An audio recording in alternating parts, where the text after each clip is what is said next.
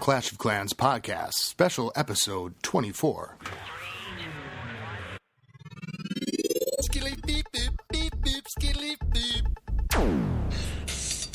Trophy push it real good. And we're back. Me and Scotty here at WBSM Radio Studios talk about pushing. Go for it, Scotty. Okay, this is a special announcement going out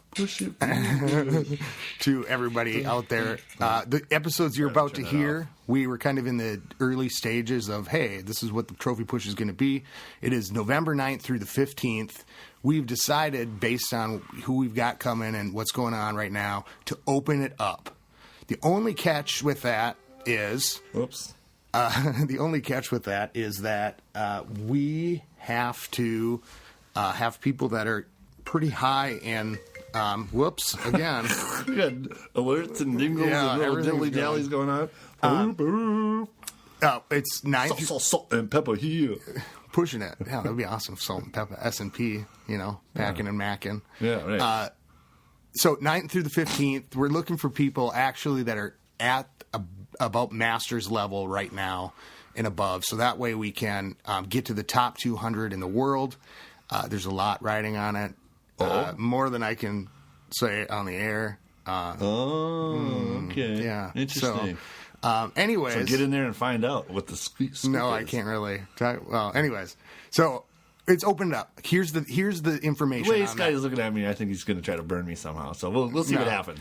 He's not telling me. He's this guy. So here is the information. This is going to be on the next couple podcasts. This opening, it is COC Podcast is the name of the clan, and I will find right now the ID number. Yes. But you need to be higher in trophies. You have time between to get in 2 Sunday. Days from now. To get up there if you so choose. And the password is Medea. MEDEA. So Medea goes to no, not Medea goes. Anyways, it's the clan tag is number # whatever P28J8GV. So come join us for the push. Help us get to the top 200, 9th through the 15th.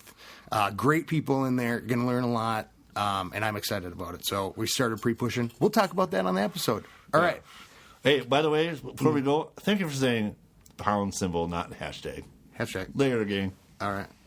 And we're back. That's a really bad, spectacular intro. I can't do it like Boaz or Boneyard, especially where he's, and we're back. The Clash of Clans events in the stands. And I am here with our pal, Coop, who has been around Clash of Clans podcast since as long as I can remember, really, and has been part of L and I think Zod too, right? And you've kind of bounced around and... Yeah, I'm probably any clan leader's worst nightmare because I bounce around so much. But I was in House of Zod right when it opened. Okay, yeah. And then I've been in L probably the most since then. Yeah, and we just finished a war tonight. I wasn't around to see it. I'm telling you, I'm off my game lately. I don't know what it is. It's like embarrassing half the time when I go in and throw in. So I've got to get back on it. I just realized too in the war, I'm like I did have level 4 P.E.K.K.A.s, So I thought I could have actually maybe done some attacks, but so there's a lot of stuff. So why don't you kind of just introduce yourself and kind of say, how long you've been playing and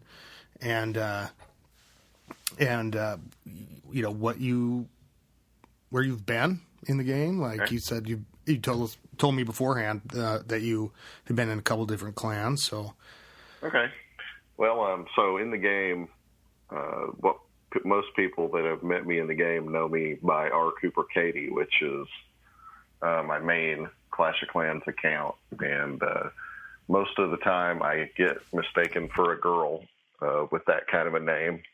Does that benefit you, or does that... Do you think, or is it...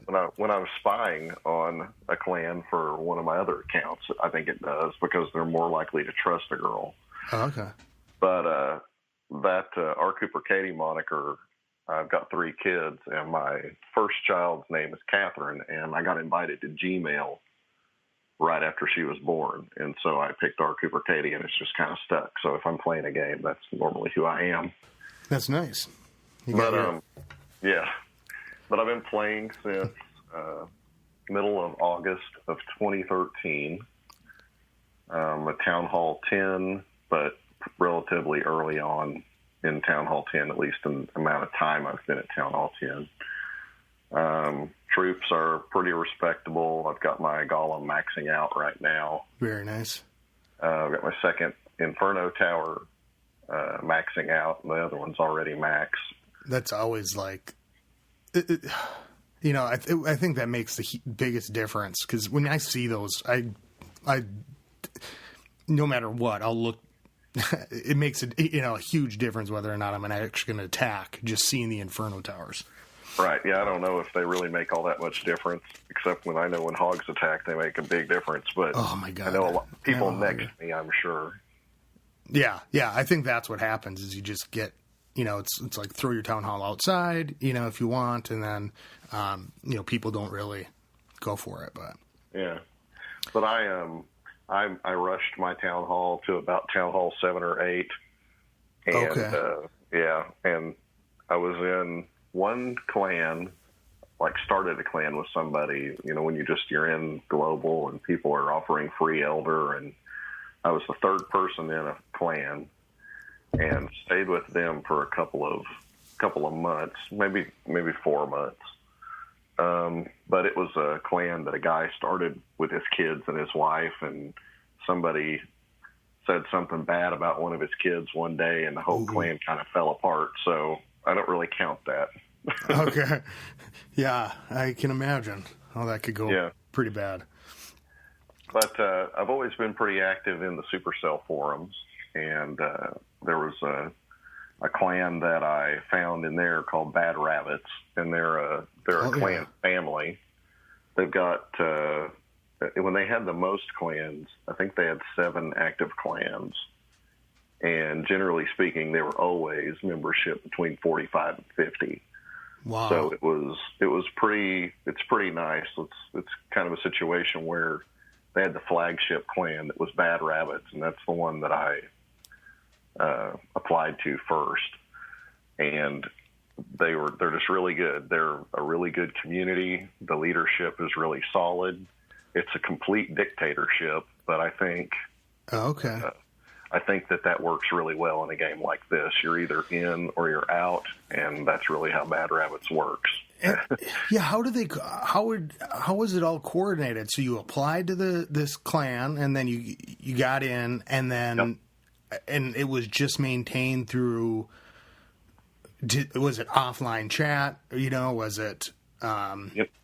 There was really almost no offline chat when I first started. They had a website and they had forums, but the forums weren't really very well attended.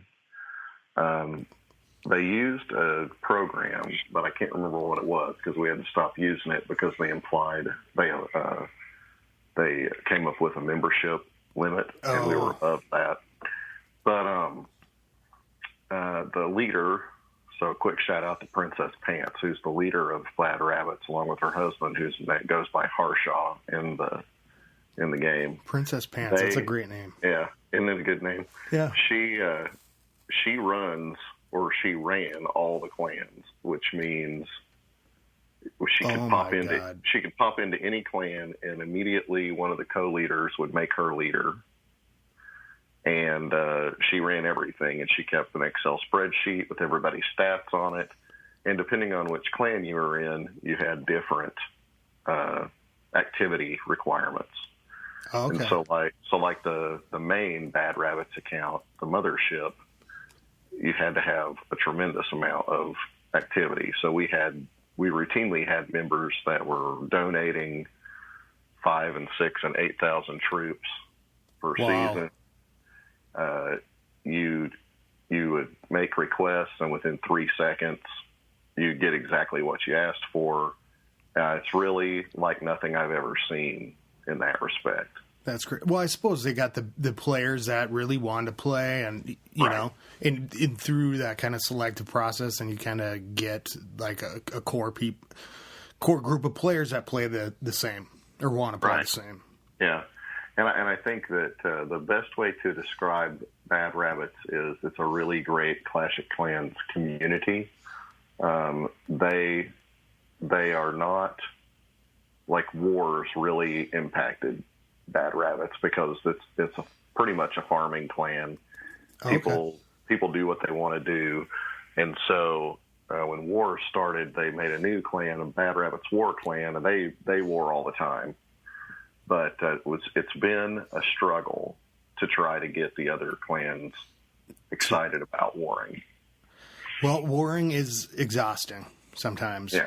You know, I think like in L we have the 2 wars a week, and you know, maybe if it was on a different schedule or something, the summer schedule is working really well, but you know, when people get busy, it's just like, wow, you know, and I know it's like saving resources, you know, especially like the Town Hall 10s and stuff. You know, we got to donate and do all that stuff. And so that, you know, impacts it. So I could imagine if people wanted to just max things and, you know, especially if you were higher up in the game, maybe. I don't know. Right. Yeah, and that was the thing too, because with Bad Rabbits, like L, they never really limited what Town Hall level could get in, and you couldn't make level specific requests. Like you could request any troop you want, but you couldn't request level specific. So you'd have Town Hall 10s that, you know, what we always used to talk about was players that were like in stage players. They were getting ready to max out their Town Hall 10. They had goals they wanted to achieve, like hitting champion, and you would request minions, and you might get a clan castle full of level 1 minions. Okay.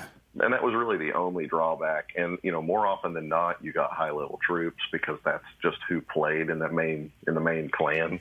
But every once in a while, you would run into that. Yeah, and that's kind of something that's coming up a little bit.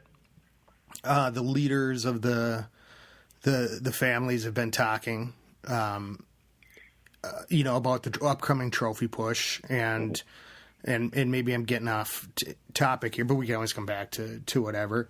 Sure. But the big thing was how we organize this thing coming up. You know, do we have sign up? You know, me and Boaz talked about it. You know, just kind of batting ideas around and what he's seen, and you know, and I know that it's kind of one of those things where how do you recruit, and do you go with, you know, the highest people, or do you go by sign up, or you know, what's your experience with it?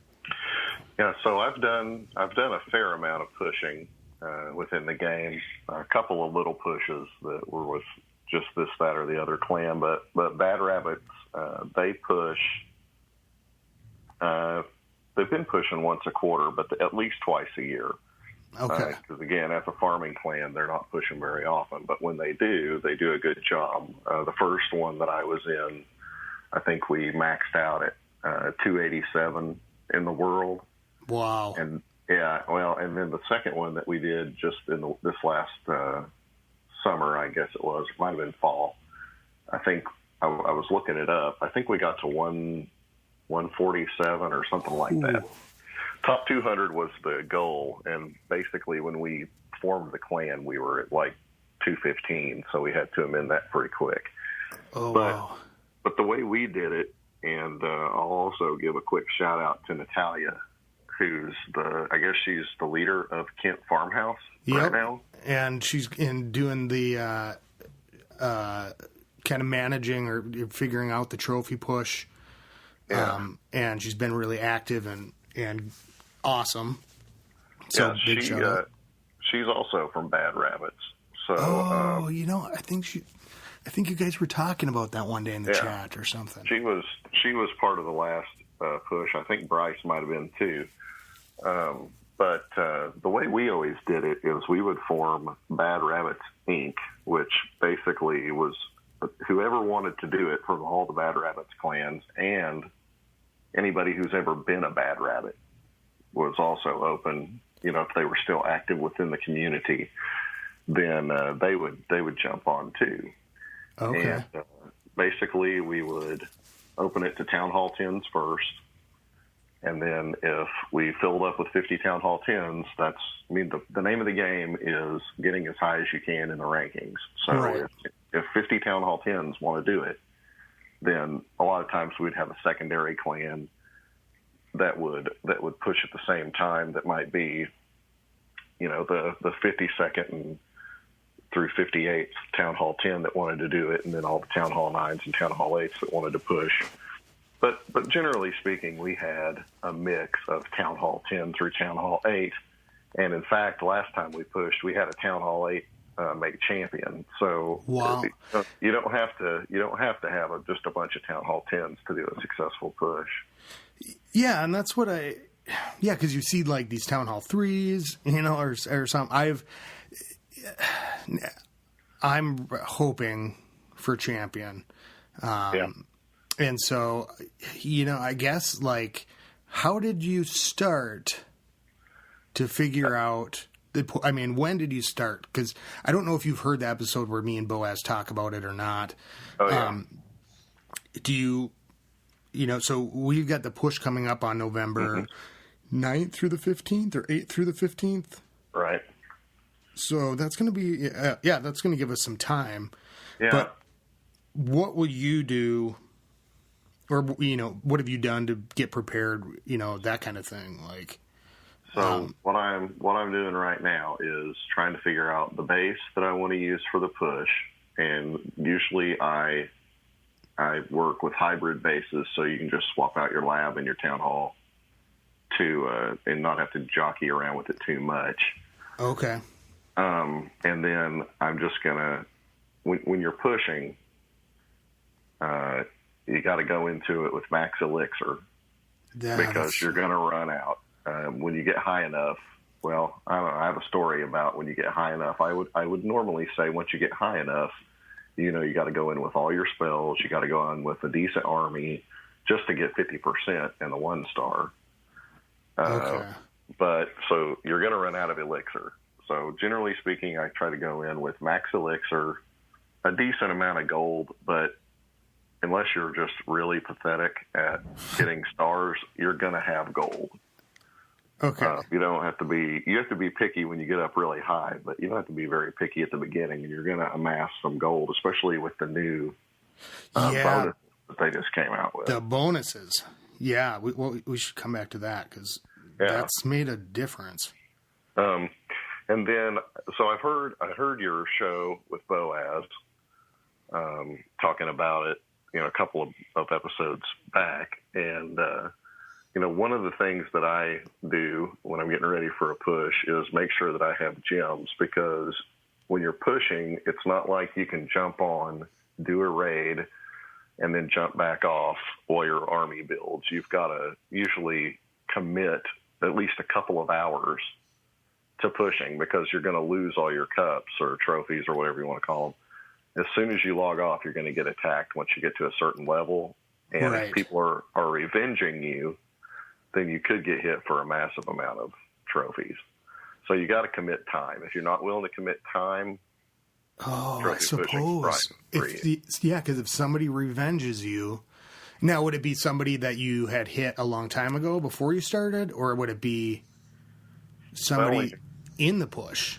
Yeah, well, when you first start, I mean, of course, you could get hit by people that you hit a long time ago. But when you're pushing, you're attacking so much that it may be somebody you hit yesterday, but in the meantime, you're up 150 trophies, so they're still going to hit you really hard. Okay. Right, and so that's also revenge. You guys talked about revenge and the importance of revenge in a push, and early on, it's really important because you can gain so many trophies in such a short amount of time. But it's important in two aspects. One, you can get those raids that you can get, up to 50 trophies in one raid. But those folks that you're revenging cannot revenge you. So it's just one less attacker you've got to worry about getting you. Yeah, I suppose. Okay.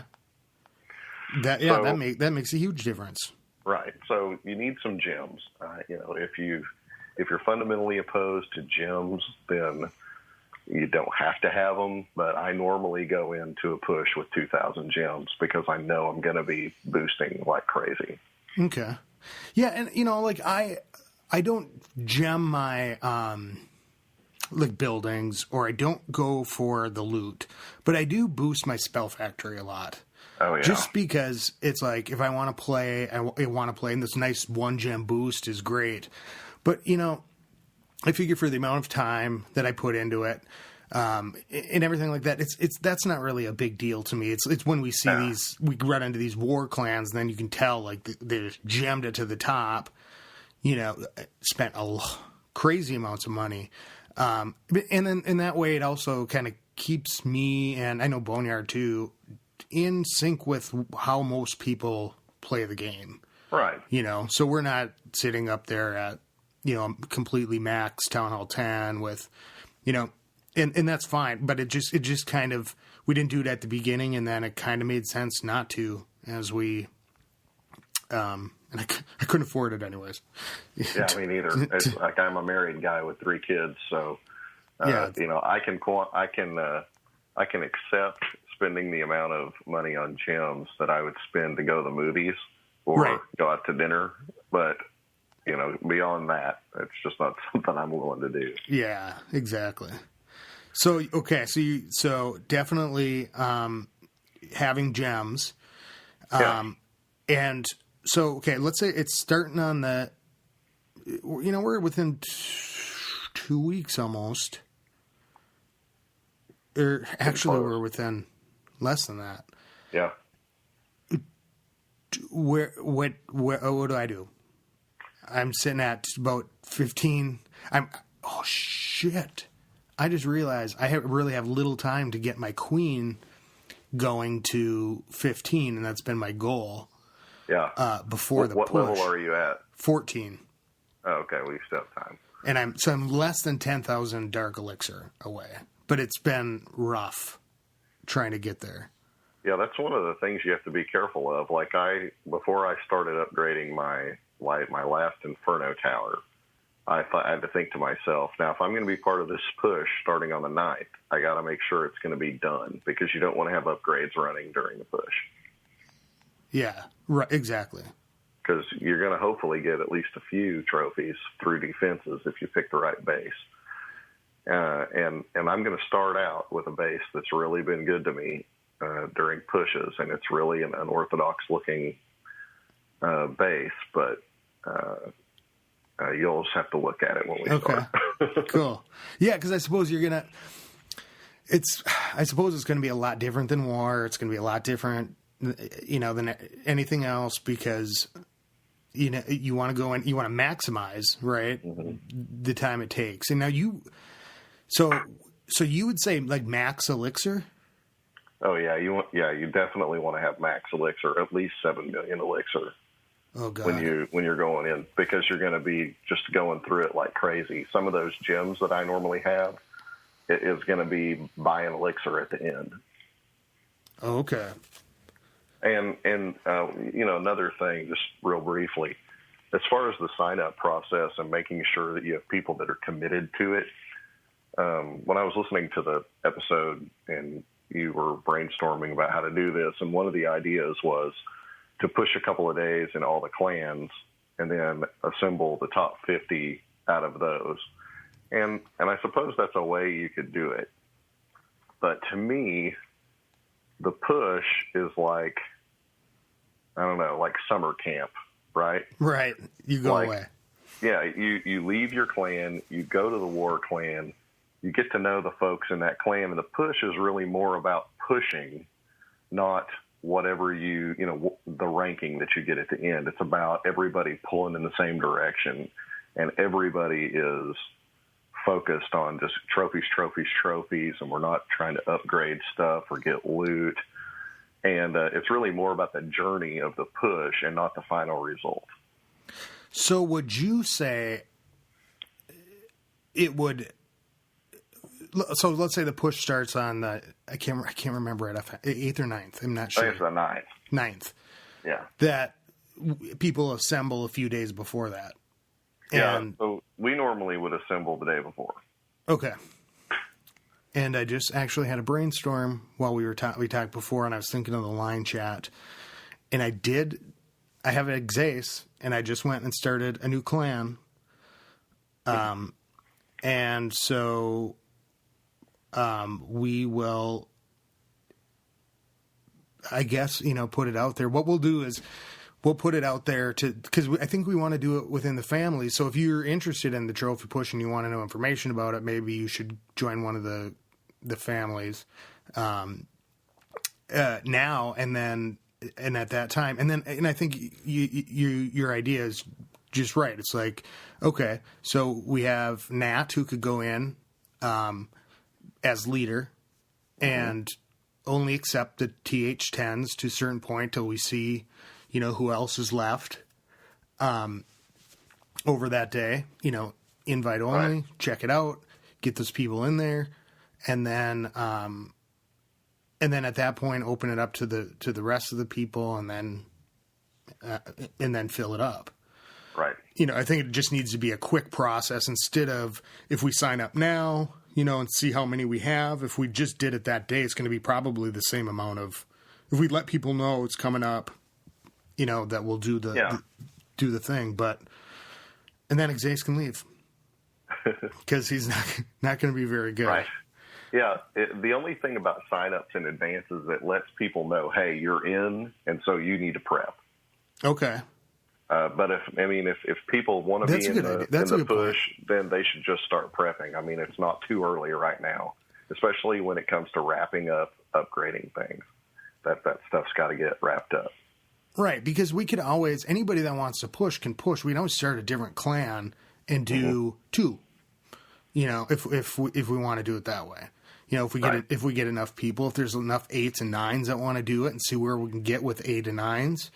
Or 8s and 7s. I mean, who knows? I mean, it's kind of up to whatever anybody wants to do. So, we will. I guess we'll probably put out the information. But you're right. Yeah, we could have a sign up thing beforehand. But the backup plan is okay. On this day, here's the clan. It's invite only. And you can come in a few days before if you want or whatnot. Right. It might be a good idea for me to go there.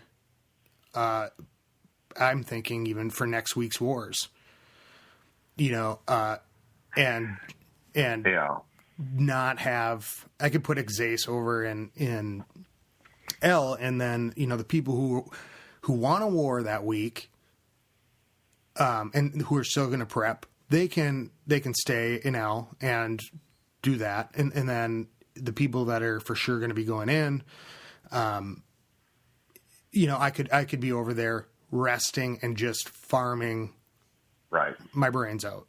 Yeah, with the way L and Zod work, especially with the constant warring or twice a week warring, it probably would be a good idea to open it up a little bit earlier because it would give people a place to go to prep.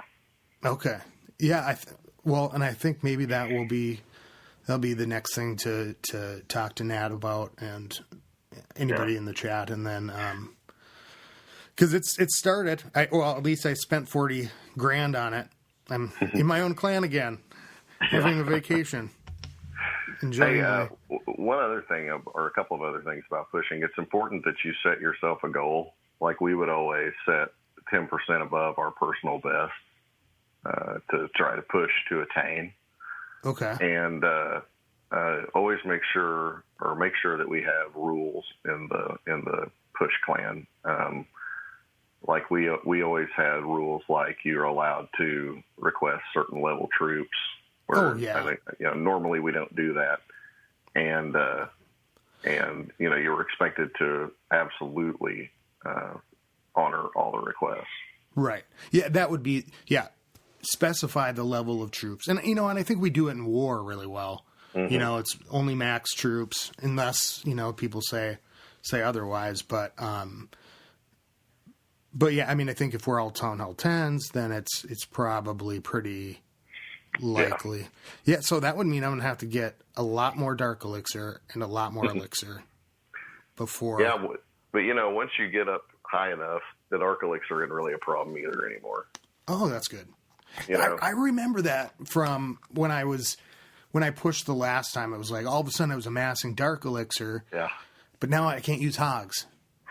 I found like I push myself, and I'll get up pretty high every so often. I mean, not to masters, because it seems like right before masters, the hogs run out of steam. Yeah. But you can find a lot of good loot up there, I think. Oh yeah.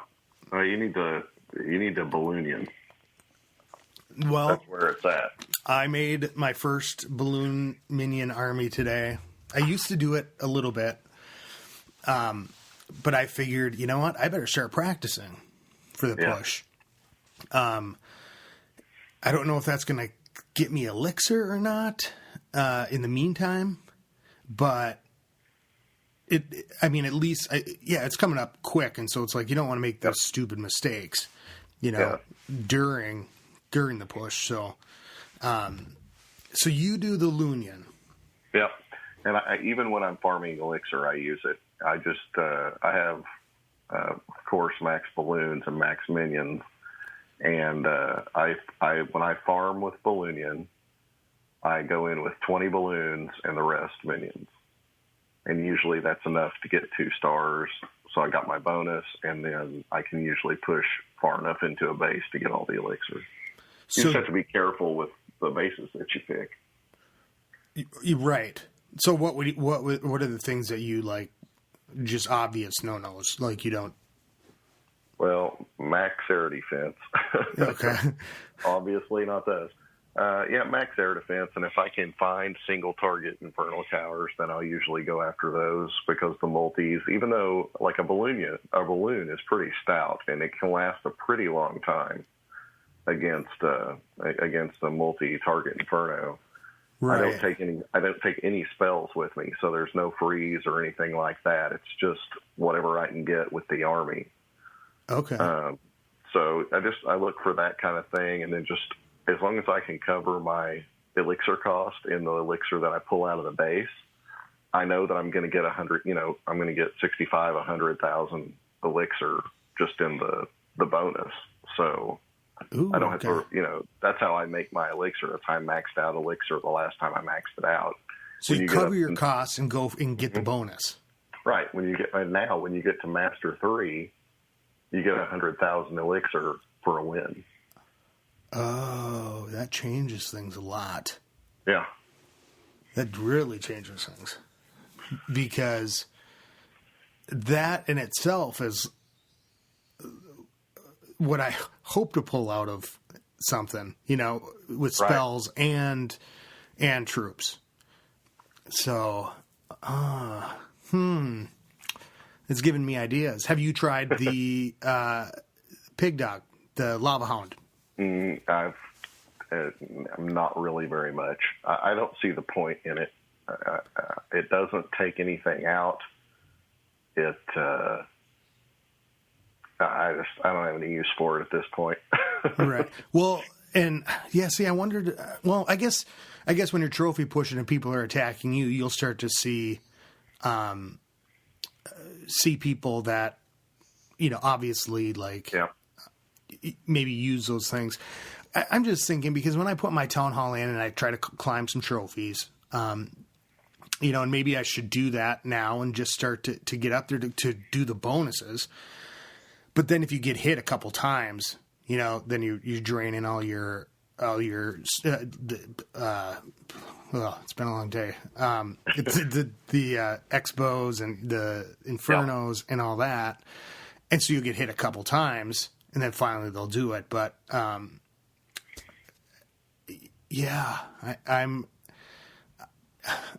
got to really think my strategy through for the next week and a half here. We just started a war, so that'll be some elixir. And then I guess it's saving. And if it's anything like it was to get to my my P.E.K.K.A.s, it's going to be tough. But then again, in one day, I can go do $1 million or more. I guess if I'm just really paying attention to how much I'm spending and what I'm hitting, that it kind of determines. But the new bonuses. I didn't even factor those things in yet. Yeah, and so that kind of is a good segue into. I sent you an email not too long ago, or it might have been. It was the first one I sent, so it's been a little while. But it's about we had a guy in the last push named Fred in Bad Rabbits that barched his way to. I want to say it was 3450 in trophy. And once he got into champion, he started throwing 2 golems into his barch so that they would soak up fire. But if you're careful about who you attack, you can barch pretty successfully as high as you want to go. You just have to look for lots of buildings on the outside, because if you take out 40 buildings at Town Hall 10, then you're going to get 50%. You take 5 lightnings with you wherever you go. Sorry, I had no idea if that was the number. I never thought to figure out how many buildings it takes. But yeah, it's 40. It's 40. In fact, after we got the order, he went back and rethought his strategy, because everybody thought, or at least I thought, that 4th mortar is going to kill barching forever. But really, it if you think about it, they don't fire where troops are going to be. They fire where troops were. Right. And they don't do all that much damage. It's just that they can take out so many troops at once. But if you can get 40 buildings, then you can 50% a base. The bonus is probably going to cover the entire cost of your army. So whatever you pull out is you're going to bank, or you'll just stay whole for the entire push. But you just want to make sure that the heavy hitting defenses, like the Inferno Towers, the mortars, the Wizard Towers, and the Expos, are clustered in the middle of the base so that you can stay out of their way for as long as possible. And it takes a while to learn how to do it, but it's once you learn how to do it, it's a pretty easy way to push. Wow. You also need to be careful that you learn that a builder hut, the bases that the heroes are anchored to, you can take those out with 1 lightning, because you'll get to the end of a raid and you'll have 47 or 48%, and you need to know where to hit the lightnings in order to get to the 50. Yeah. And now I still don't have my lightning max, but you can still do, and it might be at the perfect time too, because we got all these mortars, the new mortars, and it's a weak building, right? Or, a weak defense right now, because if you're not boosting it, or, even if you're not gemming it, it's still in the process of upgrading. It takes a long time. Yeah, it takes a long time. And I can't remember which level it is, but a lightning will take it out, and that will be probably about the time, it'll be past the time I would imagine that we got done with a push. Yeah. By the time that we could actually, the lightning wouldn't completely destroy it. Not a max one anyways. Right. Huh. So, okay, so he barched all the way up. What's your highest? I don't know. It's just under champion, like 3075 or 3130 or something like that. I can look while we're talking. Mine is, I think it's only 23 something. I didn't get very far into Masters, I don't think, when I did it, because it was at the point where there was a lot of hogs. It was the hog time, and I was maybe right at the nerfing point, and I was doing really well, but we had to start in the competition at a certain point. It had to be below or whatever, and I didn't plan right, because I didn't take in, I thought, get rid of all my loot, don't have much loot, because then people aren't going to attack you. And And so it was like, okay, nobody's attacking me, and other people are getting a lot of defensive wins because they have a lot of the resources, especially the elixir. Right. So would you, when you push, do you keep piling up your gold, or do you spend it? You put it in walls is what I do. Okay. Like I got a bunch of Lego walls in the last push.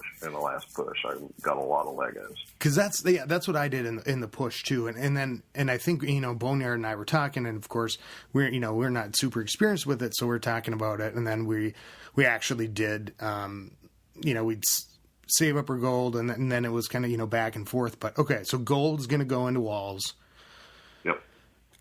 And you might as well start pushing whenever once you get to 7 million elixir, start.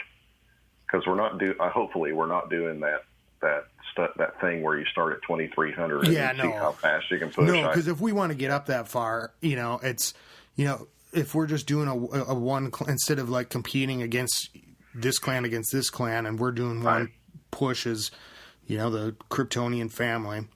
Yeah. My goal is to be on the 9th. My goal is to be at Master 1. Okay. So that I can just concentrate on getting into champion. Wow. So you're really gonna push hard before that? Yes. Oh yeah. I'm at 2450 right now, and I think once I get my push base built, I can back into Master 2, and then I'll just have to really try to get to Master 1. Okay. So maybe. So where are you sitting in elixir then? Are you? I got a ways to go. Could you save up elixir while you're, like, if you're in Masters, can you save up elixir? I mean, where does a point where it's like, okay, is it at Champion is where you run out of it, or is it midway, or is it, in your experience, is it like the last couple days of the push? Yeah, the last time I pushed, I got to Master 1 like 3 days before the push ended. And that's when my elixir started to bleed, because I was getting hit pretty hard up there anytime I logged off. I was having to go into raids because I balloonian no matter what, because I'm not any good at all at the go wee wee go wipe stuff. Okay. If you want to understand my ability at go wee wee or go wipe, you need to just go into the last war and look at my first attack. Or look at my first attack. Or second attack, for that matter. So going into each battle with 26 balloons, the rest minions, and 5 rage, that's a lot of elixir. So do you just keep, because I guess I can pull my iPad out here, because I did my first attack with the Balloonian in a while. I was using I was kind of barching with giants, minions,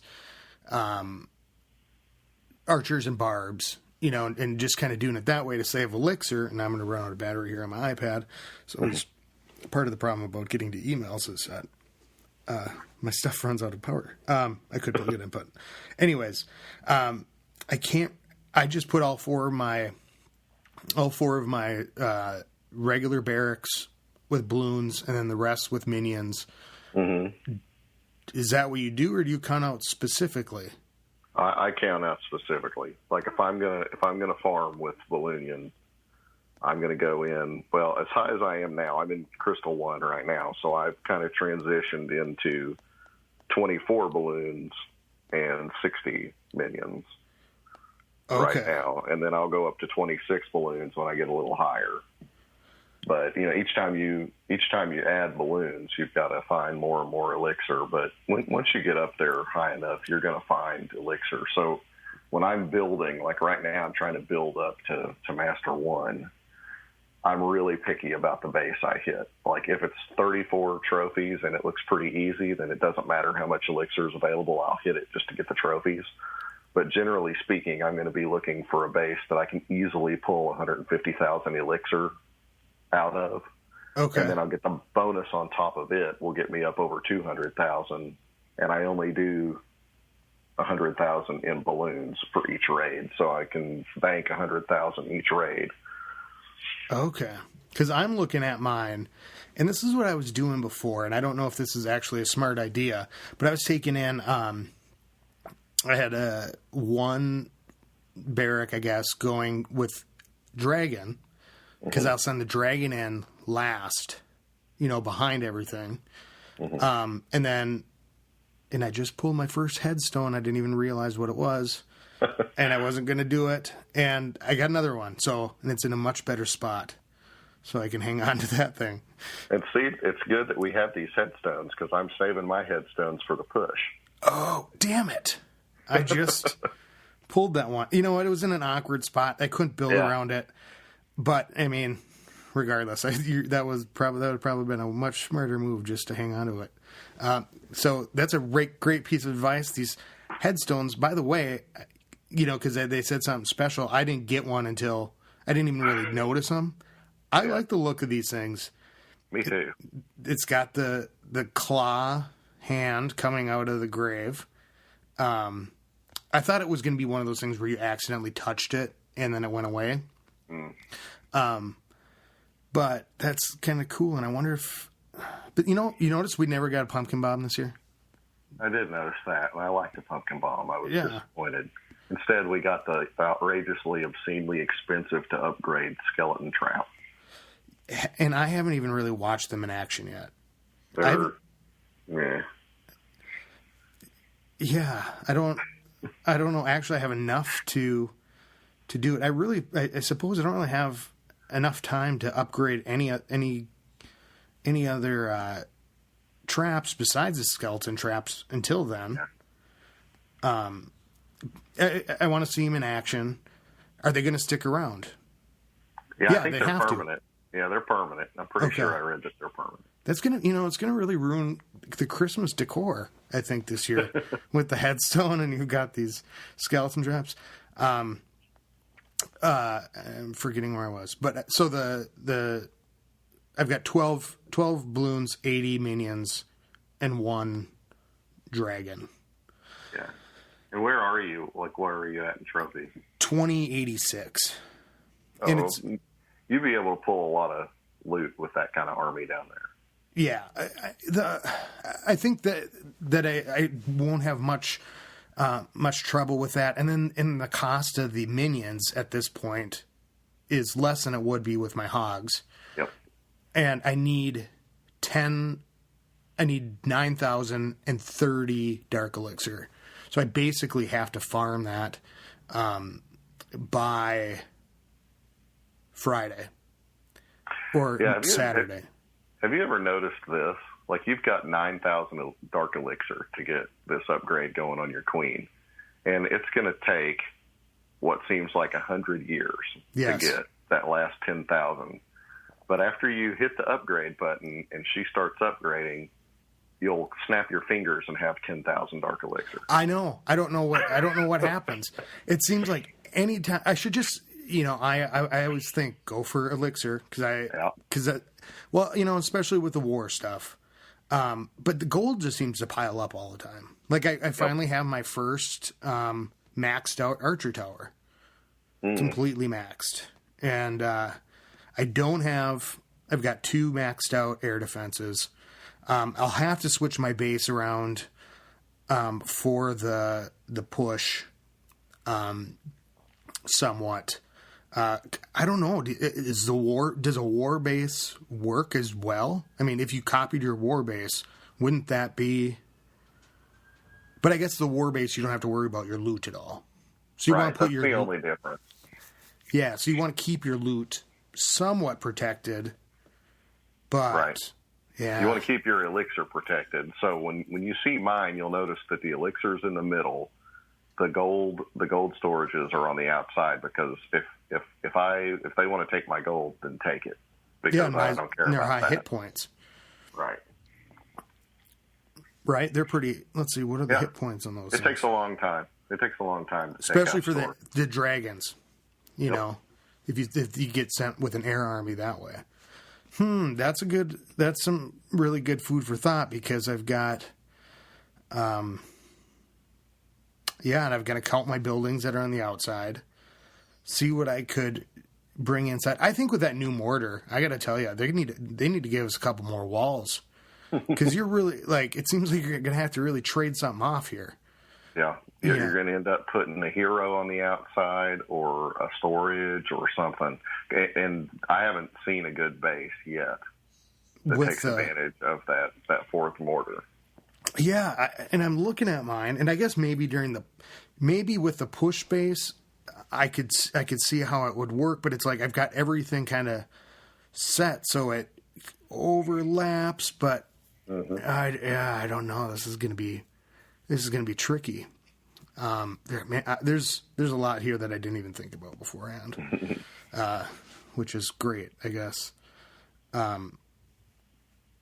It's okay. So I guess I'm going to have to probably say that I won't be warring next week in preparation for the push. L might look a little different if people are doing that. Same with Zod and Kent Farmhouse and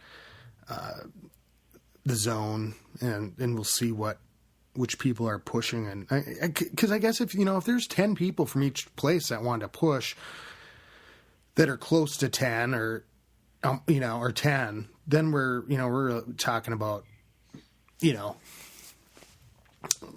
already getting close. Yeah. Yeah.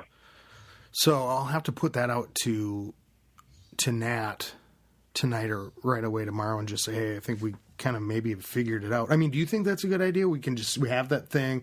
People want to sign up. They can sign up, tell your clan leader or co-leaders or whatever. And then if not, I mean, I guess even now, just go to the new place and. Yeah, since we wore so much, right? I think maybe the best approach would be to say the clan war, or not the clan war, the push clan is open. Town Hall 10s, if you want to push, you have 2 days to come on, and then give the Town Hall 9s a couple of days to come, and then the Town Hall 8s if there's any room left.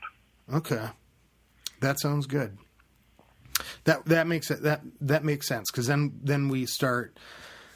It'll be interesting to see how we go. How things will play out. I mean, I know people out there.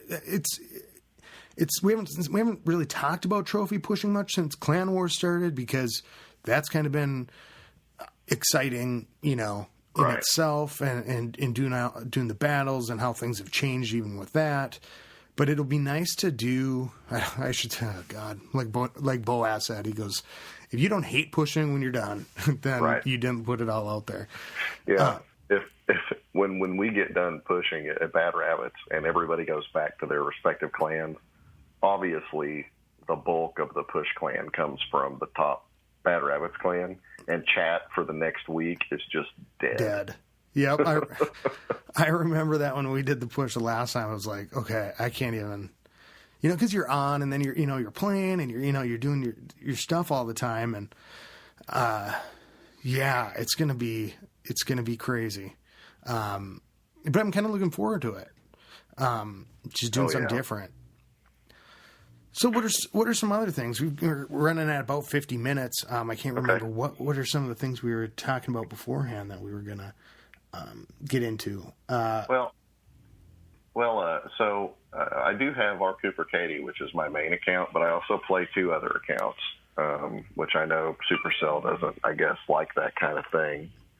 But I've got a Town Hall 8 that's pretty good Town Hall 8. They're maxing their dragons right now, or maxing out their dragons for Town Hall 8, getting them to level 3. Okay. And the name of that account is just Catherine, because it was my daughter's account, and then she decided she was tired of playing, and it was far enough along where I thought I would take it over. So I play that account. And she was one of the first in Kent Farmhouse, I think. Yeah, might have been. Might have been, because all of my accounts are fairly transient. So, But she's found a home now, I think. And then I have a Town Hall 6 account that I decided to start over and just do everything the absolute right way. and that account's name is Marty McFly because I'm a big. Oh yeah, no, it was Marty McFly. That was what it was. I was like, cool name. Yeah, so those are my other two accounts. Right now, they're in a clan called Vermin Venom. Oh. And it's an account that our Cooper Katie goes to pretty often. One of my friends from Arkansas, I'm originally from Arkansas. I live in Philadelphia now. But he started it. He moved to Minnesota and started it. And it's a kind of a unique situation because we actively recruit Town Hall 4 through Town Hall 6. And the way the clan operates is he's a Town Hall 9, and I'm a Town Hall 10 when I'm in there, but a Town Hall 8 also most of the time. And we teach people how to play Clash of Clans and teach people how to do clan wars and try to, prep them to go be in another clan, a higher clan, right? Oh, that's cool. We try to get them in there. The clan matchups are usually a cakewalk because we have so much lower level Town Hall in there. But they're not organized, because they're probably pretty new, unless they're second accounts. But that's kind of rare, I think, to have that many of the same in that range, right? I would imagine. That's right. They just don't know what they're doing most of the time, and so we struggle with people, teaching people to pull clan castle troops. Is the hardest in a clan war. People either get it or they don't. I see it now. Even it's really like curbed. I think because most people that listen to the podcast comment, but that's really like life or death for the low level THs, and I'm finding it now. T Skits is teaching me, and I think maybe. He must have his lightning max, and I don't have my lightning max, so it always seemed like it didn't quite take care of the troops anyways, and so I thought maybe this other spells, but, I weighed it today, and I thought, you know what, I'm going to come from the other way to pull the troops, and he was right. I should have taken a lightning in, and I probably would have gotten at least one, but it was like, right, I thought, things just went wrong. Well, and at a low Town Hall level where they might only have 15 or 20 spaces in a clan castle, if it's packed with maxed out wizards, it's the difference between 0 stars and 3. Right. Yeah, because especially when you send all your giants in first. And it's like, you go, oh my God. All the giants just went in. And then there's not even really any hope of probably saving those giants because you can't get your troops in there, it seems like. I'm just trying to remember playing Xace, and having to pull it. Did you see PWN's attack or his defense today? No. Okay, I haven't watched it either, but apparently he had a lava hound, and it ate up a ton of archers, I guess. Yeah, somebody said it tied up the majority of the archers for almost a minute. Which is crazy. Yeah. And I wish I could watch it right now, just to see how it did. But that is like a ton of time. I wonder if maybe that comes into play a little bit more as you're trophy pushing, if people are going to, depending on what armies you get hit with. I don't know. I'm going to probably get really frustrated, and I know I am, and just be like, damn it, this sucks. Yeah, the clan chat in a push can get to be pretty profane. Well, yeah, and I can't wait, and then there's going to be replays and all this stuff going on, and it should be some good podcast material, and just to see what people do. And yeah, like I said, I haven't been up that high, but my base was a lot different back then. This was like 6 months ago, or more. My troops, after the hog thing, I hadn't done. I don't even know if my balloons were maxed at that point or not. I mean, it was, and then the heroes have been different. They've changed. Things with the Iron Fist and the cloak thing.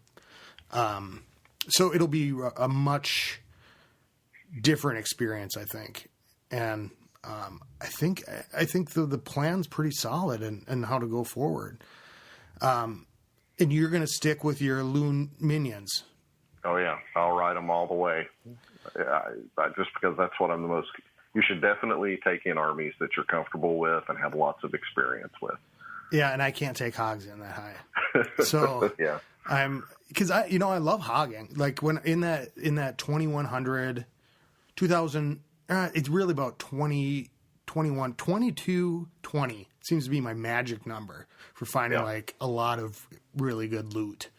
But I've been going mostly for elixir just because of my P.E.K.K.A, trying to get my P.E.K.K.A up. Right. But now I'm getting close, and there's to that being max. I guess I won't be doing it before the stuff, but I guess the time is a factor. Do you boost your barracks? Yeah, because like I said, you're going to want to play in sessions, right? So typically I would boost my barracks, boost my spell factory, and play for that 2 hours pretty solidly. And then hopefully I'll be up 70 or 80 trophies at that point, and then I can survive an attack and go on a shield and still be, 50 up. Okay. So it's got to be.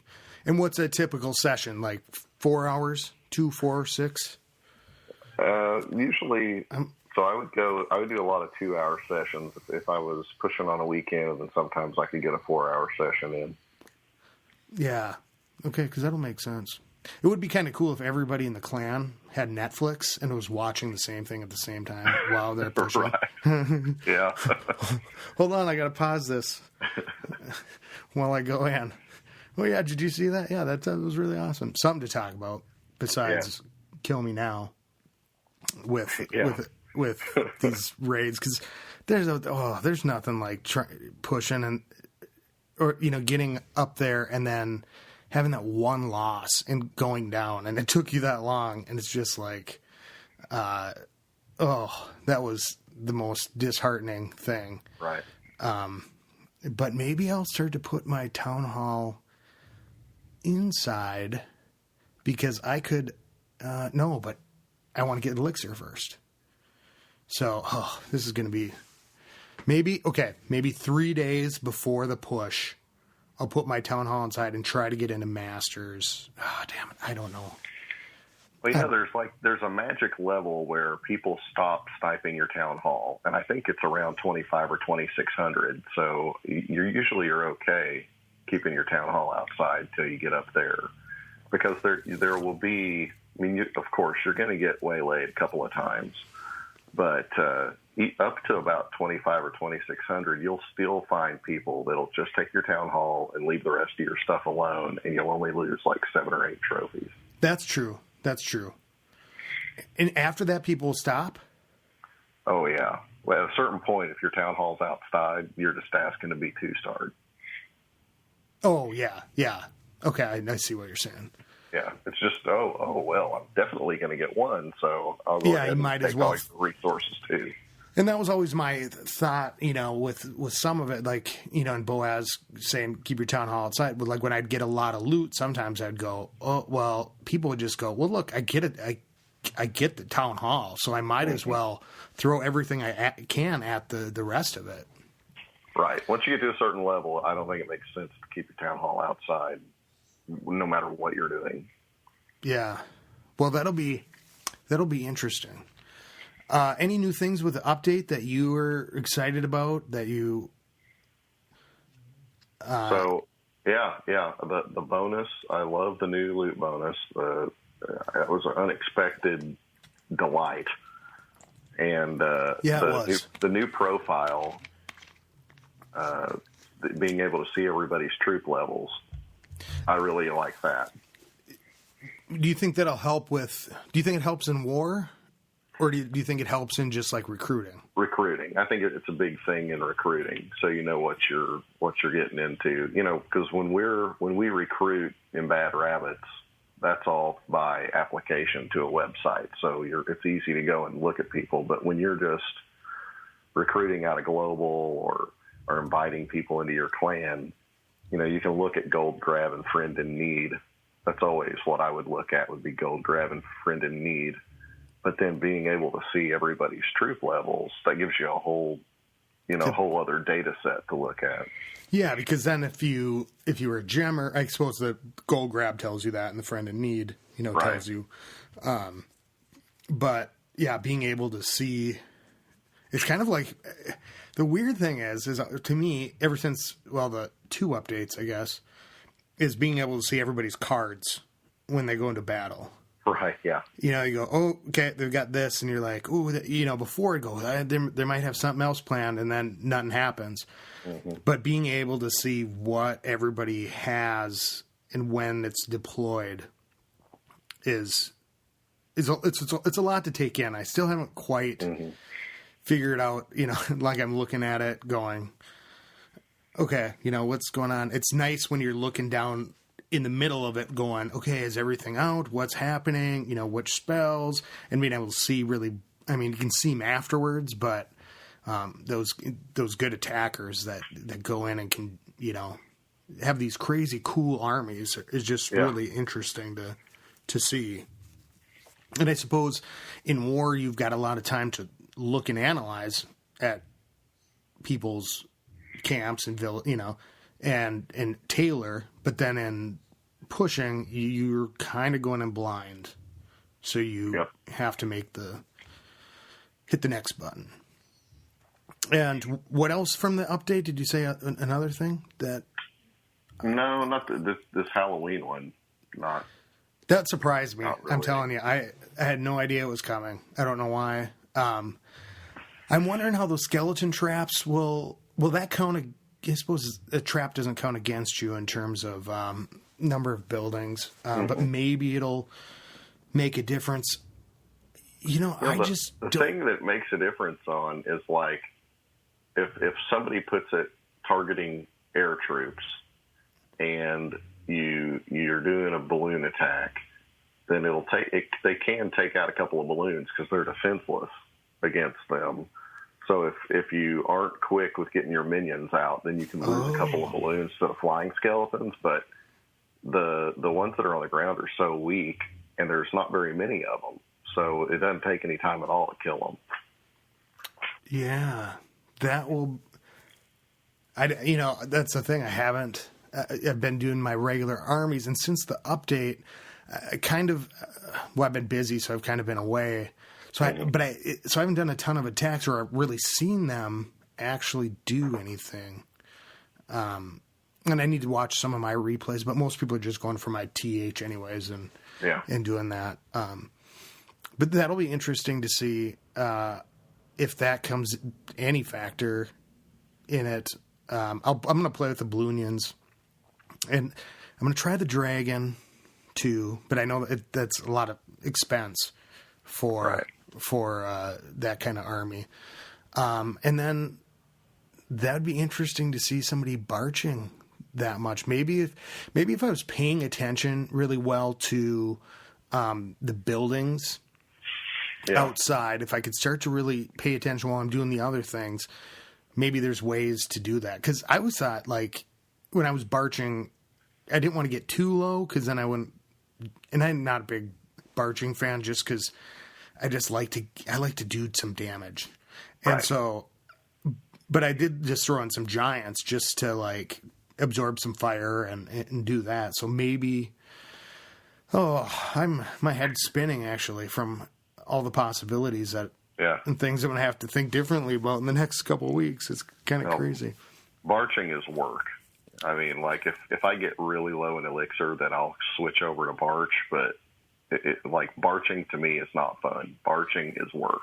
That's like next, and then hopefully, you know, because sometimes those things can be misleading. Mm-hmm.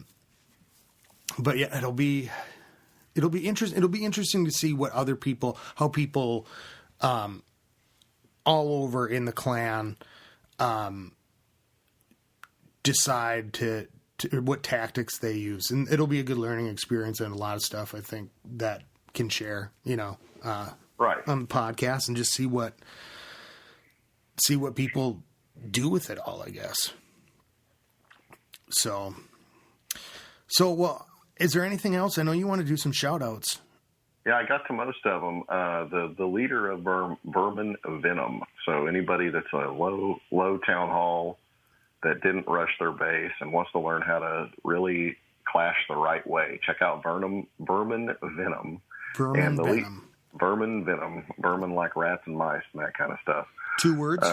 Yeah, it's 2 words. And the leader over there is a friend of mine named Chris. He goes by CPEP 27. And so awesome. Shout out to him. He's doing good things over there. Yeah, that's really cool. It's a solid Take clan. the time. I think. Yeah, we have like 40. This is the second iteration of that clan. So it sounds stupid when I say this because I think we have 10 or 11 war wins, but we had 30 in a row prior to that in the old clan. So that's a solid clan. If you're looking for something higher level, then I still recommend Bad Rabbits. I mean, I'm having a good time in the Kryptonian family because I like the podcast so much, and the people, for the most part, are really solid guys and girls. But I can't say enough about Bad Rabbits. They're just really good people. Princess Pants and those guys. Princess Pants. And, yeah, awesome and name. Other folks over there that are worth mentioning. One guy goes by 2242. He's the co-leader of the main clan. And then Fred, who is the Barcher King, in my opinion, because he's the one that got up to almost 3,500 just barching. Wow. Just really, really solid people. Can't say enough about them. Really good folks. And I think somebody mentioned that for Boaz Presents to do Princess Pants. I think that one was that was a suggestion. So hopefully we can get a hold of her. I know he's having a baby pretty soon, and he might, I don't know, he might have a baby now. Yeah, I heard it was the end of this month or something like that. Yeah, so I don't know if maybe he'll push with us. I'm not sure, but I suppose that everything will be all over. Yeah. Hey, one more tip that I sent you an email about that is probably worth mentioning. People will send in their high-level troops to take out Clan Castle and to tank. They'll send them at an Inferno Tower or at a expo. And really, it's more efficient to send lower-level troops in groups in to take out that stuff. And the reason why is because, and like maybe you'll have a chance to like look at the email or post it or something, but the tanks are going to get the full amount of damage that those higher level defenses can send out, whereas like an expo, it takes I think 3 hits to take out a low level expo to take out an archer, and once that archer's dead, it still took all of those hits. Right. So it's gonna take longer for a group of 10 archers to be taken out than one giant, because the giant gets the full amount of damage every time it hits. Well, and that's why I do that in my regular attacks a lot. Is I like to, if I see the things open, I'm like, oh, get my barbs in there with my king. Right. Because I'm like, if I can get them close, then it's just going to be picking those things off. And it takes a while. I mean, and it hopefully will burn it out. Yeah. The barbarians do a much better job at protecting the king than the king does at protecting barbarians. Right. Yeah. I try to send a group of barbs in before it, and then the king behind it, because then, as they walk in there, then it's like you can, hit the rage thing, and then they get in there. And of course, like the Infernos and the Expos and everything are going to target those things. But then I also send in barbs behind them because to maximize that rage spell in his Iron Fist. Yep. So yeah, I should post that up on the website. I know you spend a lot of time writing that up. And so, and would you do that with, would you do that in war? Or, I mean, because I don't really see a lot of barbs in war, but Yeah, I think it's more of a farming strategy. So somebody did all the analysis on that, and I kind of used the analysis to kind of write the email. So, yeah, I think it's more of a farming thing. I'll write that down right now to remind myself. All right. Well, cool. Anything else you want to add before we wrap up? No. All right. I think I'm tapped out. Yeah, I know. It's getting late here, too. So, and I suppose it's an hour later for you, isn't it? Yeah, yep. Yeah. Well, thanks for being on. I know we've been trying to do this for God knows how long. And so finally we made it happen and the planets aligned. Yeah, I appreciate it. So that's good. Yeah. And then, hopefully we can talk again maybe after the push and see where we ended up and everything like that. So. All right. Well, get a hold of us, clashclanspodcast@gmail.com, at WBSMT Radio. You can find out the contact info on the website, 424-27-CLASH. And keep it clashy, everybody. Bye-bye. See ya. Skilly beep beep beep beep skilly beep.